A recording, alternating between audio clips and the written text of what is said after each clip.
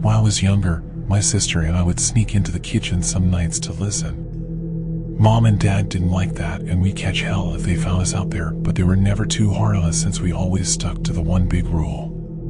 Don't try to look at whatever was whistling. My neighborhood is a funny place. I've lived here since I was 6 and I love it. The houses are small but well kept, with good-sized yards and plenty of places to roam. There are a lot of other kids here my age. I turned 13 back in October. We grew up together and would always play foursquare or roam around from back porch to back porch in the summer. This was a good place to grow up. I'm old enough to see it. And there are only two strange things here, the night whistling and the good luck. The whistling never bothered me much. Like I said, I couldn't even hear it from my bedroom. But Mom and Dad don't like talking about it, so I've stopped asking questions. My dad is a strong guy, tall and calm. He has had an accent since he moved to the US as a kid. His family, my grandparents, they're from the islands. That's what they call it. My dad, the only time he isn't so calm is if the whistler comes up. He talks a little quicker then, eyes move faster, and he tells us not to think about it so much and to always remember the one rule, the big rule: don't try to look outside when the whistler goes past. Not that we could look even if we wanted. See, there are shutters on the inside of every window, thick pieces of heavy canvas that pull down from the top and latch to the bottom of the window frame. Each latch even has a small lock, about the size of what you'd find on a diary. My dad locks those shutters every night before we all go to bed and keeps the key in his room. My mom, I don't know what she thinks about the whistling. I've seen her out in the living room before at 3:03 a.m. when the sound starts. I could see her if I cracked my door open just an inch to peek. She's not out there often, at least I haven't caught her much, but once or twice a month I think she sits out there on our big red couch just listening. The whistler has the same tune every night. It's cheerful. Da-da-da-da-da-dum. Da-da-da-da-da-dum. Remember how I said there are two odd things about where I live? Well, besides our night whistler, everyone in my neighborhood is really lucky. It's hard to explain, and Dad doesn't like us talking about this part much either, but good things just seem to happen to people around here a lot. Usually, it's small things: winning a radio contest, getting an unexpected promotion at work, or finding some arrowheads buried in the yard, you know, the authentic kind. The weather is pretty good and there's no crime, and everybody's gardens bloom extra bright in the fall. A million little blessings, I've heard my mom say about living here. But the main reason we stay here, why we moved here in the first place, is my sister Nola. She was born very sick, something with her lungs. We couldn't even bring her home when she was born, only visit her in the hospital. She was so small, I remember, small even compared to the other babies. A machine had to breathe for her. We moved into our house here to be closer to the hospital. As soon as we moved here, Nola started getting better. The doctors couldn't figure it out. They chalked it up to whatever they were doing, but we all could tell they were confused. But my parents knew, even I knew, Nola getting better was just another of the million little blessings we got for living in our neighborhood. So that's why we stayed even after we found out that, for every small miracle that happens here every day, now and then, some bad things happen. But they only happen if you look for the whistler. See, our neighborhood has a welcoming committee. They show up with macaroni casserole and a gift basket and a manila folder whenever someone new moves in. They're very friendly. 4 people showed up when we moved in 7 years ago. The committee made small talk, gave me a Snickers bar, and took turns holding Nola. It was her first week out of the hospital, so they were extra careful. Then the committee asked to speak to my parents in private, so I was sent to my room where I still managed to hear nearly every word. The welcoming committee told my parents about how nice the neighborhood was, really exceptionally, hard to explain kind of nice. And then they told my parents about the even harder to explain whistling that happened every morning at 3:03 a.m. and ended at the tick of 3:05 a.m. The group, our new neighbors, warned my parents that the whistling was quiet, would never harm or hurt us, as long as we didn't look for what was making the sound. This part they stressed, and I pushed my ear into the door, straining to hear them. People who went looking for the Whistler had their luck change, sometimes tragically. A black cloud would hang over anyone that looked. Anything that could go wrong would. The manila envelope the committee brought over contained newspaper clippings, stories about car crashes and ruined lives, public deaths and freak accidents. Not everyone dies, I heard the head of the committee tell my dad. But the life goes out of them. Even if they live, there's no light in them ever again, no presence. My mom, I could tell she wasn't taking it seriously. She kept asking if this was some prank they'd play on new neighbors. At one point my mom got angry, accused the committee of trying to scare us out of our new home, asked them if they were racist on account of my dad being from the islands. My dad calmed her down, told her he could tell our new neighbors were sincere and they were just trying to help us. He explained that he grew up hearing these kinds of stories from his mom and that he knew there were strange things that walked among us. Some of those strange things were good and some were bad, but most were just different. After the committee left, Dad went out to the hardware store, bought the canvas blinds, the latches, and the locks and installed them on every window in the house after dinner. That first night in our new house, I crept out of my room at 3 a.m. only to find my dad awake sitting on the living room couch, holding my baby sister. My dad held up his finger in a SHH motion but patted the couch next to him. I sat and we waited. At exactly 3:03 a.m. we heard the whistling. Da-da-da-da-da-dum. Da-da-da-da-da-dum. It came and it went just like our neighbors said. The whistling returns each night and we never look and we enjoy our million little blessings every day. Nola breathes on her own and she's grown into a strong, clever girl. My dad even joined the welcoming committee. We don't get new neighbors often. Why would anyone want to leave? But when a new family moves in, my dad and the committee bring the macaroni casserole, a gift basket, and the manila folder. I can always tell by the look on my dad's face when he comes back if the family took the committee seriously or if we'd be getting new neighbors again very soon. Not long ago, a family moved in directly next to us. The previous owner, Ms. Maddie, passed away at age 105. She'd lived a good, long life. Our new neighbors seemed like they'd fit in just fine. They believed the welcoming committee took my dad's advice about the locking shutters since they had a young child of their own. Whatever newspaper clippings were in that manila envelope, whatever evidence, my dad never let us see. But I imagine it must have been awfully convincing since our neighbors got along with no issues for the first month. One night, when our new neighbors had to leave town, they sent their son, Holden, to stay with us. He was 12, a year under me in school. I didn't know him well before that night, but as soon as his parents dropped him off after dinner, I could tell it was going to be a bad time. Do you know who was always out there whistling every night? Holden asked the moment the adults left the room. The three of us were sitting in the den, some Disney movie playing idly on the television. My sister and I exchanged a glance. We don't talk about that, I said.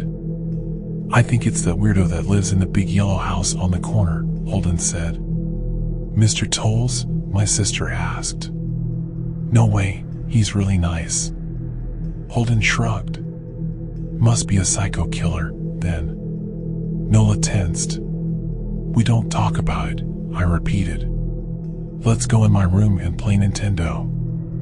We spent the next few hours playing games, eating popcorn, and then watching movies. A typical sleepover, but I could see Holden was getting antsy.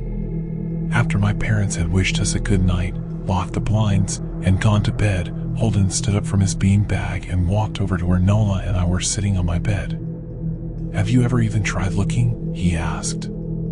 It's nearly time. Like most sleepovers, we conveniently ignored any suggestion of a bedtime. I was shocked to see he was right. It was almost 3 a.m. I sighed. We don't dash. See, I can't even try to look because my dad locks the blinds every night and hides the key, he continued, ignoring me. So does our dad, said Nola. No, replied Holden. No, he doesn't. You saw him do it, I said, a little sharper than I meant to sound. Holden grinned. Your dad locks the blinds, yeah, but he doesn't hide the key. He keeps it right on his normal keychain. So? I asked, worried I already knew what he would say next. Because I had noticed that my dad didn't bother hiding the key anymore after all of these years. Because he knew we took it seriously.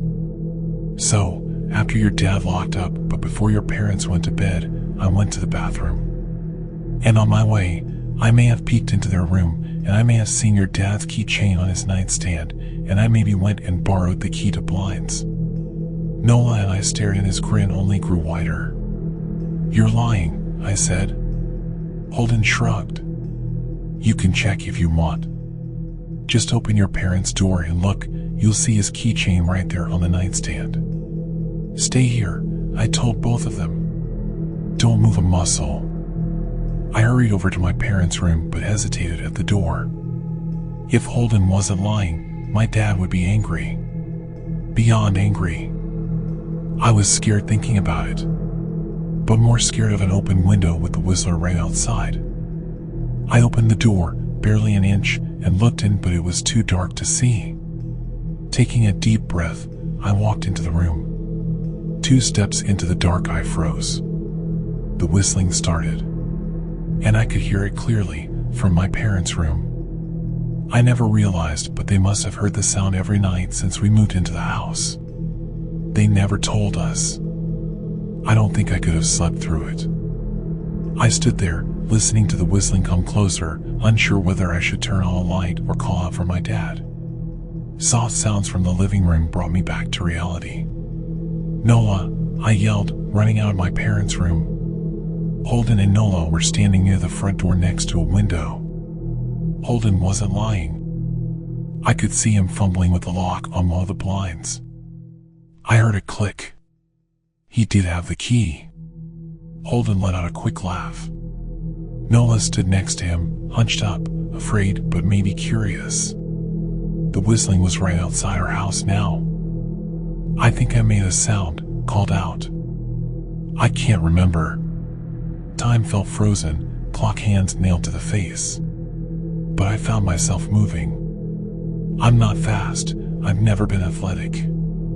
Somehow, though, I covered the space between myself and Nola in a moment. My eyes were locked on her, but I heard Holden pull the blind all the way down so it could release. I heard the snap of it start to raise, and I heard the whistling just on the other side of the window. But I had my arms around Nola and I turned us so she was facing away from the window. At the same time, I jammed my eyes shut. The blind whipped open. The whistling stopped.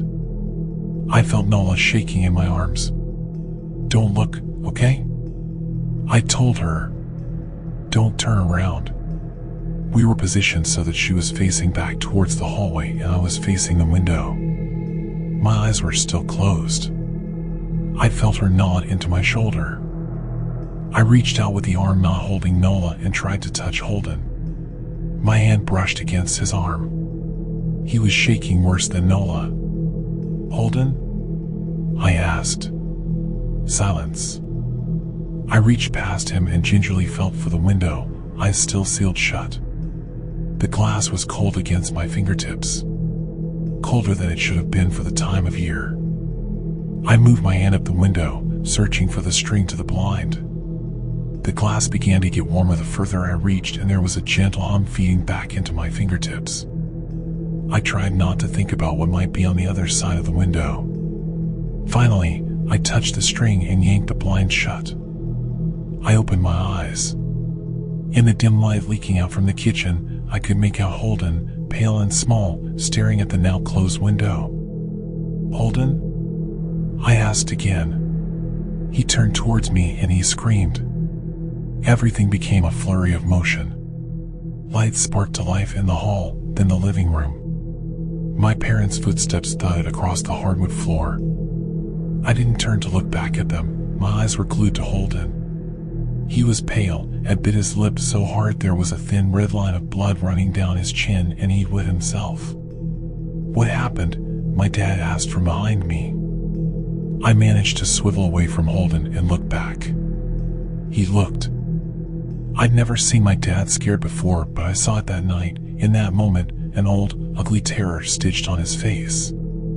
A parent's fear. "Just Holden?" he mouthed to me. I nodded yes. My dad let out a breath. He looked so relieved I nearly expected him to cheer. But then he turned to Holden and my dad's face changed.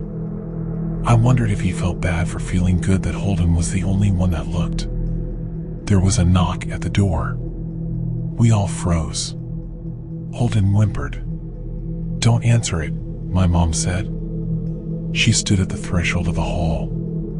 I'd always thought she was a skeptic and just humored my dad about the windows and the Whistler, but that night we were all believers.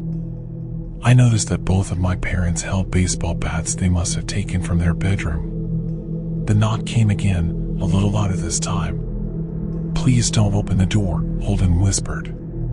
My dad walked over to him, hugged him close. "We won't," my dad promised, still holding his bat. "Nothing is coming in here tonight." Thud, thud, thud. This time the knocking was loud enough to rattle the door. Holden screamed again and Nola clutched her arms around my neck. My mom came over and knelt next to us, wrapping my sister and me close. Thud, thud, thud. "Call the police," my mom whispered to my dad. The knocking instantly stopped. My dad looked over his shoulder at us. "Do you think?" He was cut off by frantic knocking that trailed off to a polite tap, tap, tap. "Police," something said from the other side of the door. The voice from outside sounded exactly like my mom, like a parrot repeating the words back to her. "Police. Call. The police, tap, tap, tap, police." My mom pulled us closer. "Police. Police. Police. Police. Please stop," I heard her whisper. "I don't think calling them will help," my dad said. "How will we know when they're the ones at the door?" The knocking came back harder than before. The door shook. Then it stopped. After a long moment, I heard the knocking again, but it was coming from our back door. We all turned together towards the back door, but the knocking immediately returned to the front door. Front to back to front, loud then quiet then loud again. Suddenly, the sound was coming from both doors at once, big, heavy blows like a sledgehammer. Then something started rapping against all of the windows in the house, then the walls. It was like we were living inside a drum with a dozen people trying to play at once. Or we were a turtle and something was attempting to claw us out of our shell. "Stop!" Holden yelled. The knocking died. "I won't tell," Holden said, staring at the door. "I promise I won't tell anyone what I saw. Just please go away." We waited for nearly a minute. Then we heard it, a soft tap, tap, tap coming from the window Holden had looked through earlier. Holden started to cry, sobbing like a prisoner watching gallows being built outside their cell. My dad held him, brushed his hair, but never lied to him, never told him things would be okay. The tapping at the window went on for the rest of the night. We huddled together in the living room for I don't know how long. Eventually, my mom tried to take us kids into my room while my dad stayed to watch the door. But the second we moved into my bedroom, the knocking came back, so loud it was possible to ignore. I was afraid the door couldn't take it. We went back to the living room and the knocking stopped. Only the tap, tap, tap on the window remained. None of us slept that night. The tapping stopped around 7 a.m. That's about the time the sun comes up here. We waited another 2 hours before my dad opened the blinds from one window. He made us all go back to my parents' bedroom first. I heard him open the door then come back in. "Okay," he told us. "It's done." Holden's parents came back around lunchtime. My mom and dad walked Holden over to his house and they all went inside for quite a while. Nola and I watched from the window. She stuck to me the whole day, right at my side, sometimes holding my hand. When my parents came back, they looked grim but wouldn't tell us what they said to Holden's family. It was a Sunday, so we all spent the day together, ordered pizza and watched movies. That night everyone slept in my room. Nola, and my mom in the bed with me, my dad in a chair he'd pulled over. There was no knocking that night or any night since. We didn't see much of Holden or his parents for the rest of that week, but by Thursday there was a moving truck in their driveway. Nola and I watched them packing up the whole afternoon after school. What sticks with me most is how tired Holden and his parents looked. All three had the same pallor, grim mouths, and lightless eyes. Even from across the street I could tell something was very wrong. Holden and his family were gone before sunset.